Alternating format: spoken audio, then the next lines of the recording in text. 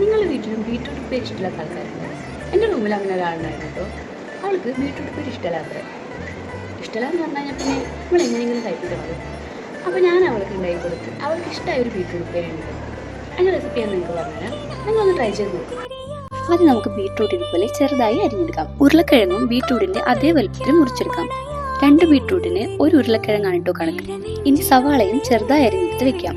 പാത്രം ചൂടായി വരുമ്പോൾ എണ്ണ ഒഴിച്ച് കടുക് പൊട്ടിക്കാം. ഇനി ഇതിലേക്ക് 2 ഉണക്കമുളക് കൂടി പൊട്ടിച്ചിടാം. അടുത്തത് സവാള ഇട്ട് ആവശ്യത്തിന് ഉപ്പും ചേർത്ത് നന്നായി വാട്ടിയെടുക്കാം. സവാള നന്നായി വാടിയതിനു ശേഷം മാത്രം ബീട്രൂട്ടും പൊട്ടറ്റോയും ചേർക്കാം. ഇനി ഇത് നല്ലപോലെ ഇളക്കി മഞ്ഞൾപ്പൊടി ചേർത്ത് മൂടി വെച്ച് വേവിക്കാം. ഇടയ്ക്ക് ഇതുപോലെ മൂടി തുറന്ന് ഇളക്കി കൊടുക്കാം.